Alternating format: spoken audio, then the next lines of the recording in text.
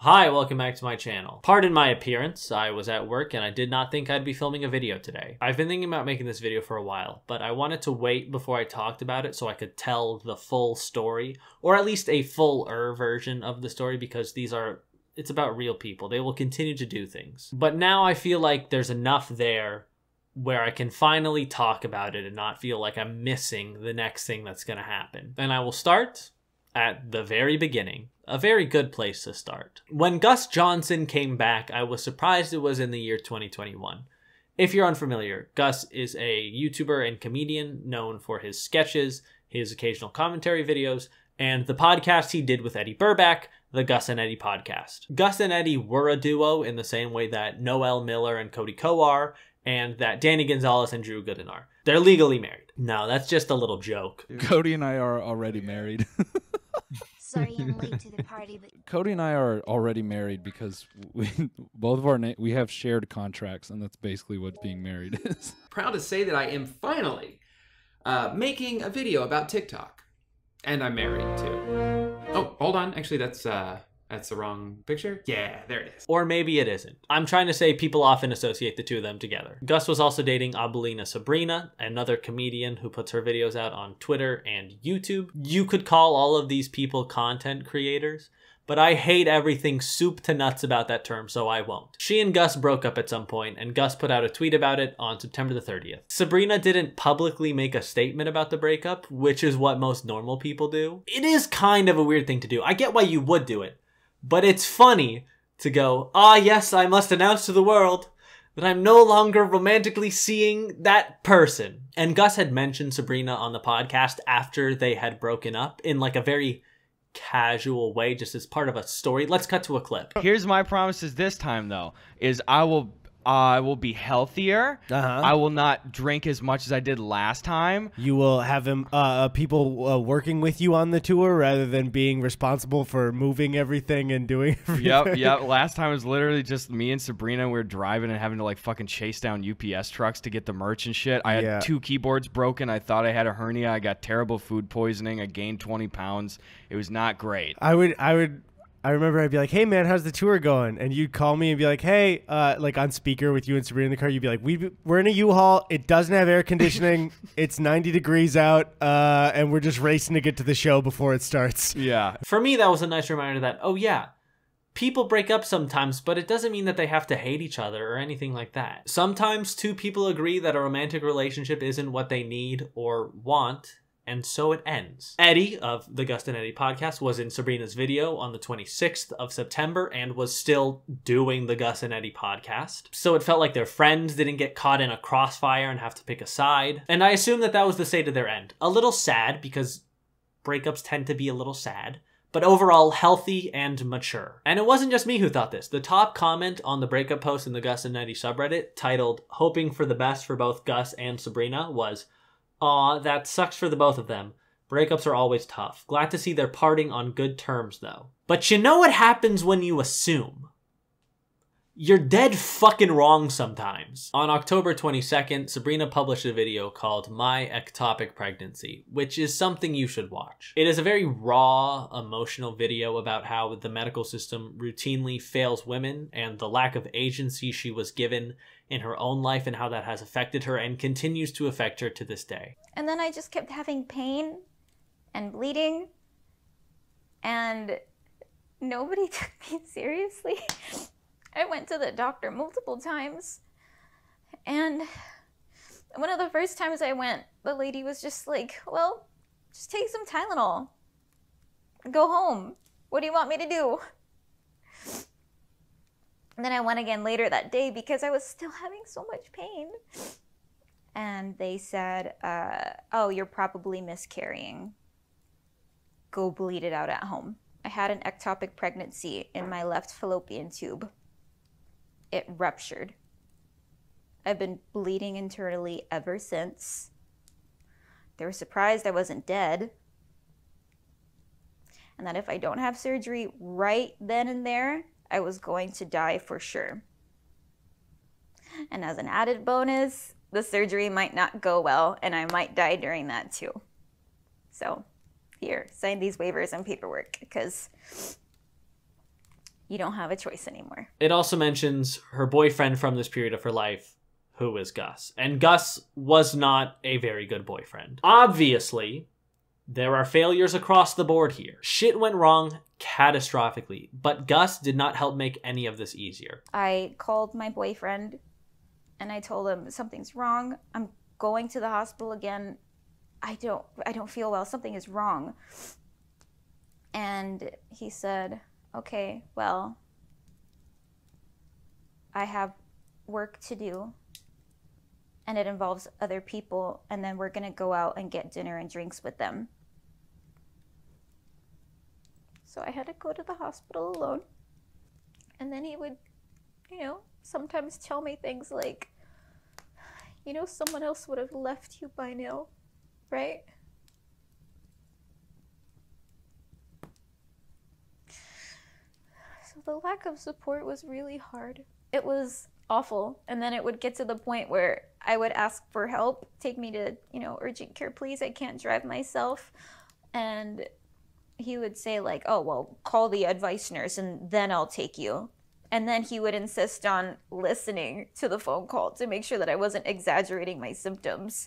Or even when he would come with me the few times to the doctor, he would, sit in and, correct the doctor on things that I was saying from his point of view because he didn't want me to exaggerate my symptoms. So people were upset, believe it or not, and Gus put out this apology, which hits all the usual beats of an apology. The circumstances were extremely hard and complicated for both of us, but I can't even begin to imagine how difficult it was for her. I've grown a great deal since that happened, and I wish I knew then what I know now.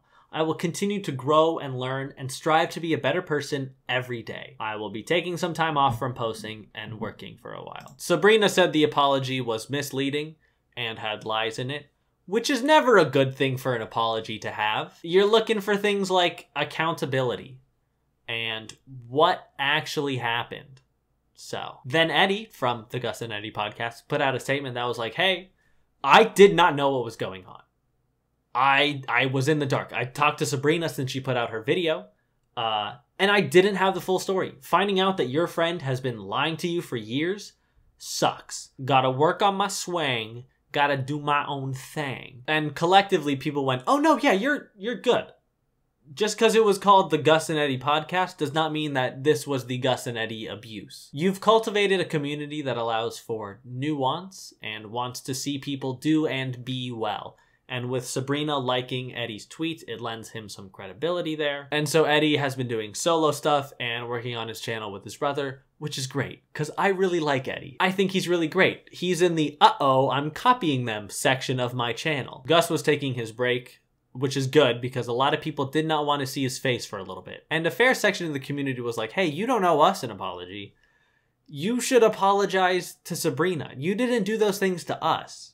You did them to her. Obviously, there are some people who think that a person's actions should have no bearing on their ability to be an online presence or what people think of that person or what they think of their content. And those people are like me when I assume. They are dead fucking wrong sometimes. Like everyone else on YouTube, Gus eventually made his return with a video called The Kid in Gym Class Who Always Has an Ice Pack. Oh, Mr. Thompson, I need an ice pack. Yeah, it's a bad one. It's a bad one. Thank you. I'm just glad it happened to someone stronger like me, though, but it still sucks. Honestly, thank you for asking, Katie. And no, to answer your question, I'm not okay. Do you think this is gonna make the morning announcements tomorrow? I just think people should be made aware. Oh, okay. Okay, I think it feels a little bit better. I should be able to rejoin. Ow! Crap! Now I gotta milk this one for the next month. It is about someone who's over-exaggerating a medical injury in order to gain sympathy. And then he would insist on listening to the phone call to make sure that I wasn't exaggerating my symptoms. Or even when he would come with me the few times to the doctor, he would, sit in and, correct the doctor on things that I was saying from his point of view because he didn't want me to exaggerate my symptoms. Do I think that this was an intentional choice to jab at his ex? I don't know.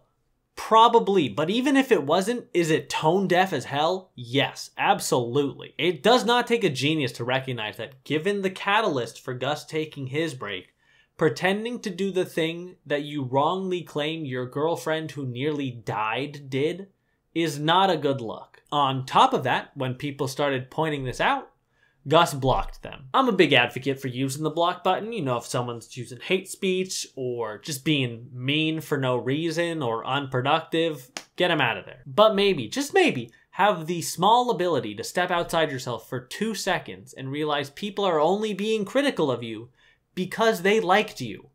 And they want to continue to like you. He didn't do that. Gus was giving the block to everyone who even made the gentlest of insinuations that the video was in bad taste. Just saying, hey, maybe not this one, blocked. Making a joke referencing how this probably wasn't the best time for this video, blocked. Even Lil Richard Nixon, who is our smallest president and a longtime supporter of the Gus and Eddy podcast, he was a well-known member of the community in the community. Even him, blocked. Oh, and to backtrack a little, just a few days after he announced the breakup, Gus announced a tour, a nationwide comedy tour, which has been partially postponed due to COVID.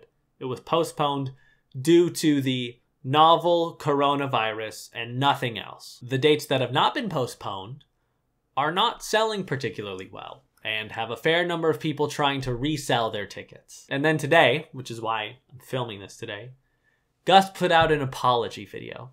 And it sucks. Like, holy shit, is it bad. I'm sure other people will have made videos about why it sucks by the time that I've uploaded this. But here are just some of the issues with the video. Why not address the one thing that you've uploaded during this break? A lot of people said that it was a bad idea. And I know you saw them say it because you blocked them. So why not address that? You say that you wish you made this video sooner. Then why did you make a sketch video that's seemingly just going after your ex? You could have spent that time making this apology. Why call the things you did and said dumb and not mean or malicious or even insensitive? Why is this video so vague when it comes to what you actually did wrong? It's to get past this. Like, there's no two ways about it. It's to get past this. He's completed the low production value apology part of this cancellation, and now he can get back to the things that he was doing. The comment section is filtered to be overwhelmingly positive, so that if people are unsure about it, they scroll down and see people saying how proud they are that Gus addressed this, and how certain they are that he's growing, and how he seems so genuine in this video. And maybe when they see all that, they'll stick around too. Later today, after the same day, it's still today, Eddy, formerly of the Gus and Eddy podcast, was having a live stream where he was playing some Minecraft, and he talked about it, and it's very clear that there's stuff we don't know. Like, obviously that was the case. This is the private lives of private individuals who collectively I am just an online observer of. But it's so painfully clear that, one, Eddy doesn't want to fucking talk about this anymore. And two, there's stuff that's happening that we are not privy to. And that's the reason that he is so distanced from Gus at this point. I would say in the vague way, like, if part of that apology was toward me, I don't feel like that was enough. Privately, what happened, I don't accept it. I just felt like it was like super vague, and I don't like this back and forth. I don't like it continuing, but also it's like I realize he's got a life for it. He is somebody that I cared about for a very long time, and I don't want the worst for him, even if I'm still upset. But I don't think I felt that the apology took advantage of a little bit of how vague I've been. I feel like I was put in a position, I was streaming an hour later, and there's an apology kind of, sort of, to me without mentioning me at the end. It's not enough for me, but I don't need more. I don't want more. So I don't expect it of him. I don't want it of him. I just don't. I want to keep moving on for it, and this would really be the last thing I'd say, because it's just like I don't want more from this. The other thing that I think has really worked in Gus's favor is this has slowly devolved into like online drama, which only serves to benefit him, because then it's just beef between two people and not the real actions that real people took in their real lives. And if this is just an online drama, then there's a winner and losers, and everyone gets to pick sides, and it's just online beef, like rice gum beef, which doesn't actually mean anything, when this actually does mean something. I jumped the gun a little. It is now Saturday, July. It is now Saturday the 29th. I filmed all of that on Sunday the 23rd. I just really wanted to talk about this, and I should have known that Gus's apology wouldn't be the last thing. I should have known, but I thought it would be. So it's some time has passed now. I don't think anything else is going to happen for real this time. And if it does, I probably won't talk about it because, again, this is now like a self-contained thing. And anything else I think is just attention seeking at this point. So I have some corrections to make, some additional things to talk about, some changes have happened, and then I'll be out of here, I promise. Firstly, in Gus's video just talking about the past few months, I said that he called his actions dumb.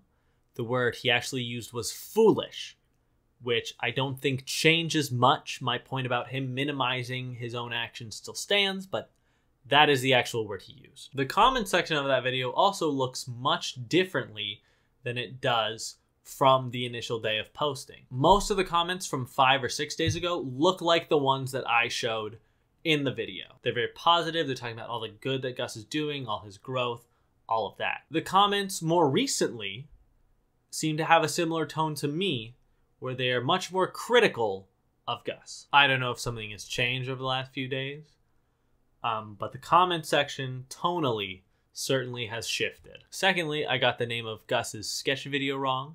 It's actually called The Kid in Gym Class Who Always Got an Ice Pack.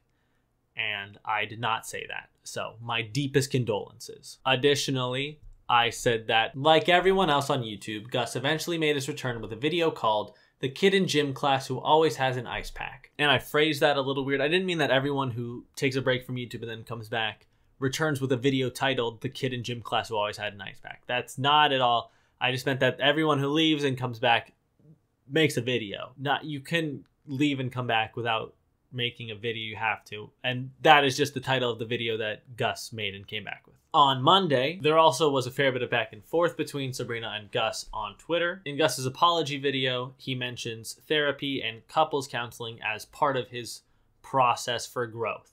And Sabrina tweeted out that she has never been to couples therapy before. Gus tweeted, "Very confused why Sabrina is claiming I lied in my apology. We attended hours of couples coaching sessions with a specialist that Sabrina picked out herself. During these sections, we worked on conflict resolution, communication, goals, etc. Here is some proof." And there are attached images of 3 video sessions that him and Sabrina went to, which Sabrina quote retweeted and said, "Unlicensed TikTok dating coaches are not therapists. These sessions were not regarding my pregnancy or PTSD at all, but mainly centered around Gus's desire to fuck other people and have me be okay with it." And she attaches an image herself. I don't know if she deleted that tweet because she felt it was too much of a personal attack, or it just wasn't the mature thing to do. I don't know why she deleted it, but she deleted it, and shortly after she tweeted, "I was in the middle of writing this," which is her addressing the situation for probably the final time. And that's still up. So I think that that's what she wants to say, and I think that we're kind of done with this situation. That's why I feel comfortable saying I won't talk about this anymore, because she's clearly done. Eddy's also clearly done, but he's not as important in this situation. Sorry, Edward. So I don't think anything else is going to come of this. The other thing that I want to address are people who say that this is a horrible situation. It's terrible that she would have to go through this, but the stuff with Gus should have been privately handled and we should have never heard about it. I don't know how she could have talked about this and not talked about her at the time boyfriend. Part of her talking about her experiences is the lack of support that she felt. And she talks about that with her family. She talks about how she didn't think she could come to her friends with it. And so she talks about it with her partner, because that makes sense to do. If you're feeling a lack of support, it would be weird to just not mention the person with which you are most intimate. To then be like, and my partner will never know. That would be very weird to do. The intention of the video is not to say, I want to cancel this guy. It's to go, this is something that I have dealt with that I think other people may have dealt with too. And so I'm going to talk about it to let them know that they're not alone, that these things happen. They could happen to anyone. If no one talks about it, it continues to be this hush-hush taboo thing, and that prevents a lot of people from getting the help that they need. It's sort of similar to Cecily Strong's clown bit that she did on SNL, where she's talking about her abortion and how it was so important to her becoming the person that she is today. It's a very private thing that a lot of people consider taboo and you shouldn't talk about it, which keeps people from knowing how common it is. It becomes more taboo and not something that normal people do. When once the subject has been breached, it's a common experience for many, many people. And it's not something that should be never spoken of ever. It's something that if you are comfortable talking about it, you should be able to do so freely. And if that's part of your healing process, you absolutely should do it. And I don't hate Gus. I don't know the guy. It'd be hard for me to hate someone who I straight up don't even know. I just think that he's made some mistakes, and I don't want to watch his videos anymore because of it.